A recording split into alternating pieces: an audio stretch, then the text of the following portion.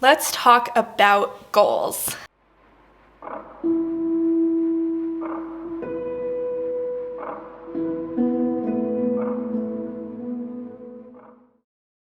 Either you are trucking along on your New Year's resolutions and they are going fantastic, or you have completely forgotten about those until just now.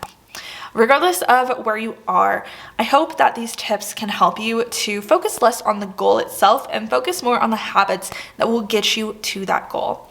Habit building is hard and it's tricky. There's entire books and there's basically an entire industry that works around teaching you how to create better habits because we're not very good at it. There is a really simple way to help you form better habits, and that is feedback loops. Now, pretty much any productivity or goal-related book on the market right now will talk about feedback loops, but I want to simplify it.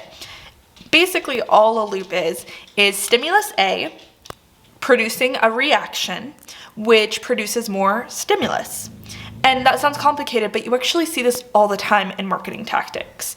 You spend money at a store, you get store rewards, and that triggers you to want to use those rewards, come back and spend more money. We see this across the board with everything. You making a cup of coffee in the morning and feeling more awake, so you create a cup of coffee the next morning. We have thousands and thousands of these loops in our life, and that's part of what makes life easier for us. We develop these habits to make life quicker and simpler. They're not bad, but what is bad is when you have a negative habit built into a loop. It makes it hard to break that habit. So what we can do is use those habits, those existing habits, and create really intentional loops to help us grow our goals. So the key to better goals for yourselves is to create the kind of loops in your own life and then use them to grow the habit that will benefit that goal. So let's use the example of writing a book. Your goal has been to write a book, but actually sitting down every day can feel very overwhelming, or like you don't really know where to start, you don't know exactly what you want to write about. So what you want to do is create a loop for that habit of writing every single day. It's a great way to grow in that goal, start to see progress, and even if you're not quite sure what you're sitting down to write, it just gets you in the habit of writing, which is the very first step to writing a best-selling novel. So instead of focusing on that massive goal of actually publishing a book and becoming a bestseller and selling your book on Amazon, instead you can focus on the goal of writing 1,000 words a day, or maybe even 500, or just writing for 10 minutes and just brain dumping. All of these are building blocks for that bigger goal, but they are more manageable and a little easier to digest. For this example, I'm going to be using a tool called Meribook. It's a platform designed specifically to write books and get feedback on those books. Obviously, you can use any tool, and if you're not writing a book for your goal, you'll want to find a tool that works for you.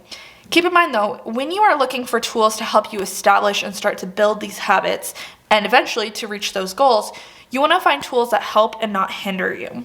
Something like Meribook is a really easy to learn tool. You don't have to know all the features to be able to use it, and it makes it very easy to just quickly get on and write without needing to understand the entire process. So find something that is easy to use, really clean and simple, and something that you genuinely like using. That'll make all of this a lot easier.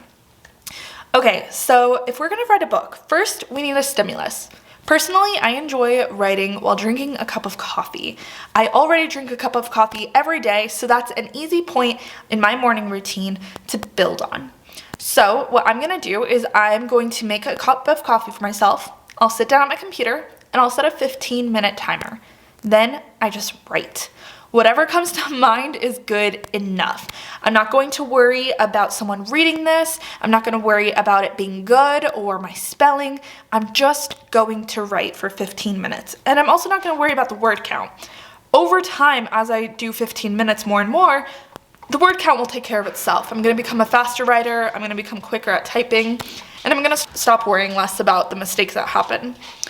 What I like to do is I mute the timer or I just hide it altogether so that if I'm in the middle of a thought or I get on a roll, then I won't be interrupted by an alarm sound. The idea here is just to write and focus only on that. Then what I'm going to do is I'm going to set a reward for myself. And I think that this will completely vary on each person.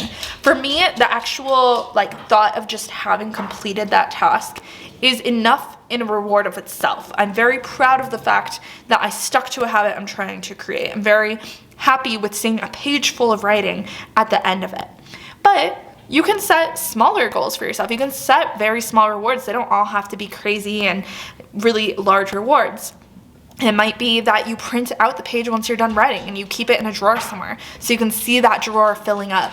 It might be that you make a really yummy breakfast for yourself, or you have an extra cup of coffee, or you're allowed to pick up a cup of coffee from your local coffee shop, or go for a walk outside, or maybe just sit down and know that you got your task done for the day. Maybe your reward is candy. Whatever it is will be up to you. The reward does not have to be large, just enough of a happy, positive thing to help your brain rewire itself, for your brain to acknowledge that that habit loop was a good thing and that you will be rewarded when you complete it. Now, the goal here is to try to do this over and over until it just becomes part of your day. Every time you taste a cup of coffee, you should be like, ooh, I should be writing. Even if it's way in a different time of day that you normally would write, just that trigger alone should be enough to make you want to do that thing. And again, the trigger can be whatever you'd like anyway. All you can do is piece and replace any piece of that equation. You have the trigger, you have the habit itself, and then you have a reward for that habit. As you start to build these loops into your day, the next step that will really help you achieve your goals is to get some feedback, get some other people involved to hold you accountable. Now, this is a fine line because telling someone, hey, I'm going to write a best-selling novel, that alone can feel like a reward. And what you want to do is try to stay away from that. You don't want to feel rewarded for saying you're going to do something because you haven't done it yet. Instead, you want to be held accountable for something that you are planning to do. Something like Meribook is a good thing for someone who wants to write a book because you can share your writing with your community and they can give you feedback on it. So what I would do is I would share my pages with my husband at the end of every week, and he needs to make sure that there are 7 pages in there. And if there aren't, he'll call me out. He'll say, why didn't you write on this day? Or it kind of seems like you wrote a lot on this day and not this day. And he doesn't have to read them, but it is someone that will make sure that I'm sitting down in the morning and actually sticking to the habit that I'm sticking to. This works for anything. You can use a workout buddy that goes to the gym with you. There are even apps specifically designed where every time you don't complete a task, you then have to pay money for not completing it. There's a ton of different tools that you can use depending on what your goal is. But the idea is to get some kind of accountability in place so that as you're building that habit loop and as it's still new to you, you have someone holding you accountable for days that you miss and asking questions. If you decide to give up on a goal, that's okay, but you should have a good reason for it. And you should have to kind of answer why you would give up on a goal that you originally wanted to complete. No matter what your goal is, I hope that habit loops and accountability are 2 things that you can start to incorporate more if you haven't already. I know that these 2 things have really helped me in my goals over the last few years, and even just the accountability to myself has grown. I feel like I have a lot more grit and a lot more self-control over the habits I set now because I've set these processes in place. The more you do this, the more natural it becomes, and the easier it will be to find ways to do this in your own life. If you guys have any questions, please leave me a comment down below. Otherwise, I wish you the best of luck in all of your goals, whether that's writing a book, losing the weight, or just trying to get better sleep. Let me know what your goals are in the comments and how you're doing. If you are trying to create a habit loop for yourself, let us know what that loop might look like for you.